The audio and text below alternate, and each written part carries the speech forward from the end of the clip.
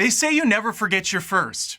First kiss, first car, first kid, first Madea movie. And for me, that was last night when I watched Madea's Destination Wedding, the Chex Notes 13th installment into the Madea franchise. And so yeah, after all these years, I finally popped that Madea cherry. I have to tell you, it didn't feel great.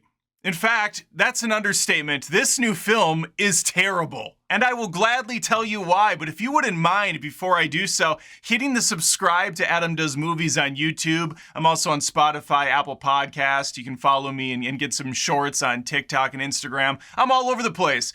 That way you won't miss a video by me in the future, and I would appreciate it. How else are you gonna know what a person thinks about the newest crap factory that's put out by Tyler Perry's production company? And that also is trending #1 on Netflix for some inexplicable reason. A few weeks ago, I covered his last movie, Straw. That was the first Tyler Perry movie I'd ever watched. And now I'm all in. I'm all in on Perry. Because someone has to take the bullets so you don't have to waste your time watching. Apparently my time's worth nothing, according to Tyler Perry, because that's really the only takeaway I get when he puts out the slop he does. Now, I don't want to discredit his past work. Perhaps he's got some diamonds in the rough. I can only speak to these new movies his company has produced. And I want to say this before I get into the review. I champion his idea of starting a studio and focusing on Black-centric content and making voices heard. That's all great stuff. But maybe put some actual effort into it. My God, man.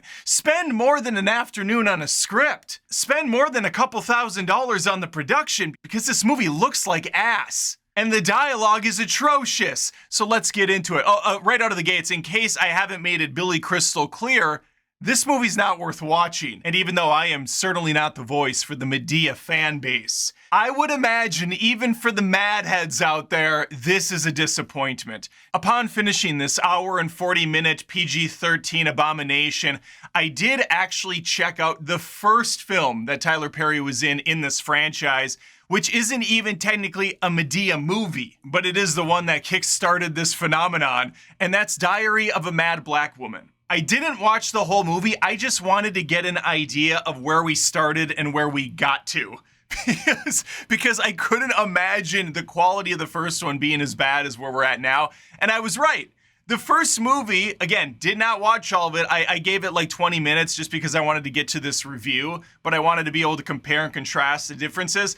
That's an actual movie with performances by people that can act. In fact, the main character in that didn't take me long to realize, holy shit, this lady's got some acting chops. She's doing a fantastic job. I did get to Madea, who doesn't show up for like 15 or 20 minutes, and Tyler Perry is definitely a lot funnier, and he's putting in more of a performance here than he did in this 13th installment. From a cinematic standpoint, it looks like a movie, and so I respect it for that. Madea's Destination Wedding is everything wrong with these straight-to-streaming movies. It has a very digital, polished look. It doesn't have any cinematic quality to it. It's really no different than me grabbing my iPhone and filming with my buddies, not doing any sort of color correcting to it, not adding any sort of a film style to it. It's just whatever's off the phone is what you get. Tyler Perry is a one-man army in this movie. Not only is he pulling triple duty, playing 3 different characters, he's also directing, writing, producing. I mean, he's sextupleting this thing. Perhaps it would be wise for him to step back on some of those jobs and just focus on one or the other. In this movie, along with what I would imagine were the previous entries, Tyler Perry plays Brian, he plays Madea, and he plays Joe. He gives mixed performances here. Madea, obviously the highlight of the film, tall, hulking woman, takes no nonsense, speaks her mind, typically when it's not appropriate to do so. I found the character to be a little funny. I can see how she was much better in older movies. Here, most of the jokes didn't land, and everything Tyler Perry does with this woman is repeated ad nauseum. Madea cannot just say one thing and shut the fuck up. She always repeats everything. Don't you go in there. Don't you go in there. Don't you go in there. Don't you go in there. That's everything in the movie. We're at the hotel. We're at the hotel. She's like a damn parrot for herself. His other 2 characters are much worse. Brian being the #1 offender. He's supposed to be your straight man of the movie, but he comes off as clinically depressed throughout the whole thing, probably because his dad and aunt are trash people. But Tyler Perry as Brian looked like he was 1 foot off a rooftop every time he spoke. Just physically looked drained of energy. I understand he's around all these obnoxious people, but Jesus, dude, at least act like you want to be in the movie that you're making. His father, Joe, your typical old man, likes to gamble, likes to drink. Not much to this character. There's really not much to any of these characters. They're all one-dimensional cartoons. And some of that could be perfectly fine if the script is at least witty, if it takes some chances, if it has fun. This is just the bottom of the barrel lazy writing. In fact, it's so lazy. There's a scene right away at the beginning where they're walking into a parking lot of a sketchy area, even though it doesn't really look that sketchy, because Tyler Perry puts so much of this ugly lighting on the scene, it's not giving much of an eerie vibe. It comes off more as we're in a back lot of Warner Brothers. And it's so cheaply produced that they have a shopping cart and Madea tosses it to the side. You hear a like she just hit a nice car and they're getting away. Except for we don't see the shopping cart hit a car, we see it barely go out of frame, implying that it hit a car right outside of our purview, but that didn't make any sense because they were in the middle of the parking lot. We saw an establishing shot, there wasn't even a car over there. So like, I'm already triggered by the laziness and the haphazard editing. Clearly, they don't really give a shit about the audience. It's a churn and burn factory, get this movie out the door. All right, let's get into the plot of this shit show. The reason Brian is really depressed is because his baby girl's about to get hitched. He's informed by his awful ex-wife that their daughter's about to get married to a guy named Xavier, or as they lovingly refer to him as Z. He's got a teardrop tattoo under the eyes. He does not make a good first impression on Brian, and making matters worse, they're getting married in 2 weeks. Whoa! Good luck trying to attorney your ass out of this one, Brian. Brian's an attorney in the movie. And that's something good to note because he's gonna have to make a good amount of money to pay for a destination wedding in 2 weeks. That's why it's called Madea's Destination Wedding. And they're going to the Bahamas! Staying at a lavish resort where these two lovebirds can get hitched. Brian heads to his father's place to talk to Madea and his old man about this situation. Mr. Brown comes over. I think he's like the ex of Madea or a boyfriend at one point. I'm not entirely sure.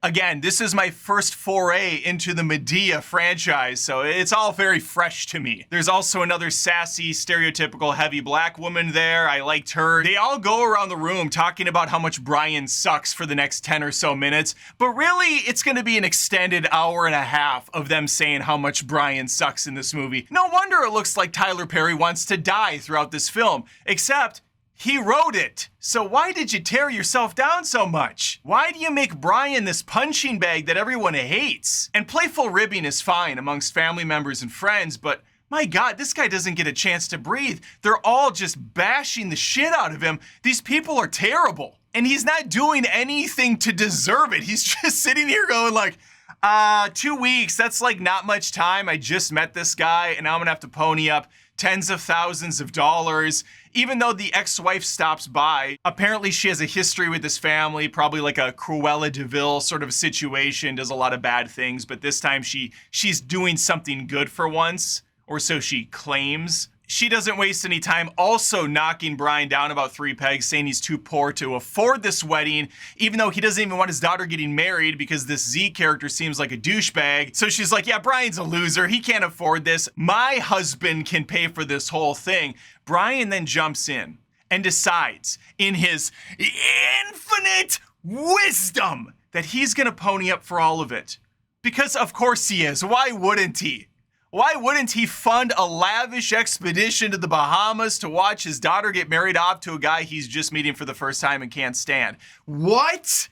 This plot makes no sense. I should also point out that there's gonna be spoilers for Madea. I should have led with that. I apologize. We're not that far into the movie yet, sadly. Anyway, after several more vignettes that are not funny in the slightest, we make our way to the Bahamas. One of which I should point out, they go to I don't even know what it is, a DMV or something, to get their passports, which take like 2 months to get. Typically, it's like 4 to 6 weeks. Madea is able to go in and get it on the spot? I truly didn't know that was a thing you could do, and I have a feeling it's not, but for the sake of the comedy, Madea has to go there so that she can do the classic cops hate her shtick where she turns sideways to get a photo taken like it's a mugshot. Classic. She even falls through a glass window at one point trying to escape the authorities who aren't even after her. Laugh. On our way to the Bahamas, they board a plane and they bitch the entire time about how they're not in first class seating, even though the plane looks virtually empty. There's no one else on this plane but these yahoos. Again, I imagine Tyler Perry's trying to film all of these movies with the amount of money he has in his pocket. To be fair, probably a good chunk of money, but I mean, literally, how much does someone carry on him at any given time? A couple thousand for Perry? And the scene on the plane really, I think, does a good job encapsulating the type of humor and quality you should expect from a Madea film in 2025, or just a movie on Netflix in 2025. Mr. Brown. Brown's himself. Not my words, words of the movie. They say this so many times. Oh, Lord, Mr. Brown himself. Mr. Brown himself. He's dragging himself on the ground like a dog. Brown streak, Mr. Brown. Like, what the fuck? Is this for 4-year-olds? Yeah, Mr. Brown shits himself on the plane. He couldn't hold it any longer. He said he's going to blow, which then signals the flight officer to step in. He puts him to the ground with a gun to the head. It's a false alarm, but unfortunately that bomb has blown in Mr. Brown's pants. I'm not sure if this is what the mad heads expect from this type of movie. Perhaps it is, and then maybe this sounds really funny to you. I can assure you it was not. But we finally make it to the hotel at the Bahamas. This feels like one of those movies that's made just so that Tyler Perry can take his buddies on a lavish trip and they can call it a tax write-off. Adam Sandler's done this like 30 times in his career. I should also point out that the main character in this movie is Brian, and the central antagonist is this Z individual. Z's in the movie for maybe 5 minutes. He's barely in this thing. So most of the friction in this is just gonna come from Brian having to deal with his garbage family. And he has several different scenes in this film where he's talking to Madea and he's talking to his dad about how they used to beat his ass when he was a kid and how he wants to be a better man for his kids. And Madea and the dad are just sitting there like, yep, that's right. We'll kick your ass again if you're out of line. What is this? They're trying to be dramatic and funny at the same time, but these are two polar opposite types of messages, and they clash like crazy when you fuse them together. Try to find something more funny than child abuse. I dare you. This movie, at the end of the day, is really just a collection of subplots, little side quests that don't amount to much of anything. It's just nonsense. It's background colorful noise while you're playing Angry Birds or some shit on your phone. I don't know what people play these days. Wordle, is that a thing still? I imagine if you're watching the 13th Madea film, Angry Birds probably is the type of game you're still playing on your phone, but I digress. A few of the subplots, by the way, don't go anywhere or make no sense. For one, we have Brian's son, who is basically Urkel. He's a nerd, he's got a koala bear hat on, he has a backpack that he wears with a bear keychain.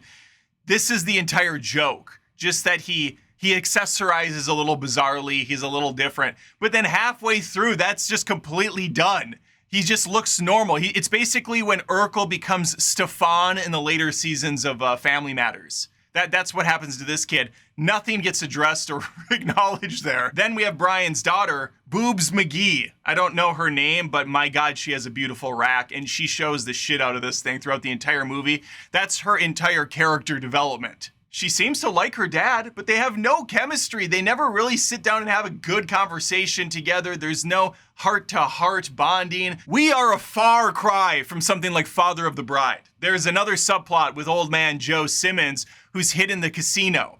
He's putting down $5,000 chips at a time because he realized that his son is paying for everything. So just charge it to the card. Charge it to the card. It's the lamest joke that's ever been done, and they play this thing for all of its worth. Everyone's charging everything to the card so that poor Brian can pay it at the end. Laugh. Brian's not funny. He doesn't give funny reactions to things. So when he gets the bill at the end, he again just looks like he wants to jump off the top of a water tower. And Madea and the gang are just like, good luck paying that off, asshole. High fives. Don't leave me hanging. High fives. We repeat everything. Don't leave me hanging. High fives. Anyway, he plays the casino, and every time we see him, he wins. So he puts $5,000 down and he wins $5,000. So he now has $10,000 in one hand. We don't go back to him till later, where he again has a ton of money and he keeps winning. He says he's losing, but we only see him win. But then it's revealed at the end of the movie that he did lose money.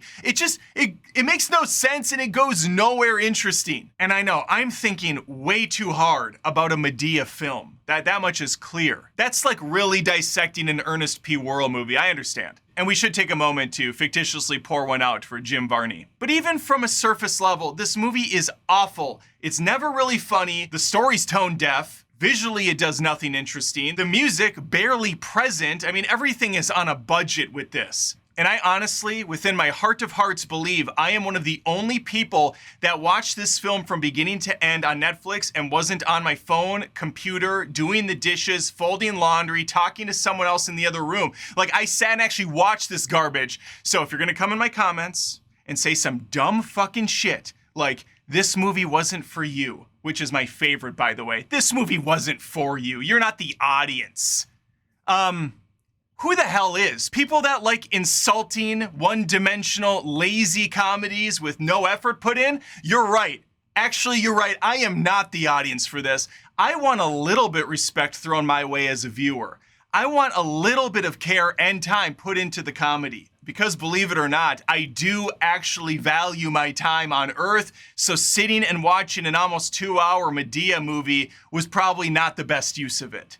But then I get to at least warn others. I'm doing my public service announcement. There was one scene that I laughed at pretty early on where Madea goes to a gas station and some bad guys try to rob her. She pulls out the hose and starts spraying gasoline all over them. What are you gonna do? What are you gonna do? But then it gets ruined because Tyler Perry can't help himself. He has to overextend the scene and keep talking shit as this character, and it goes on far too long. But I did get a couple chuckles out of that.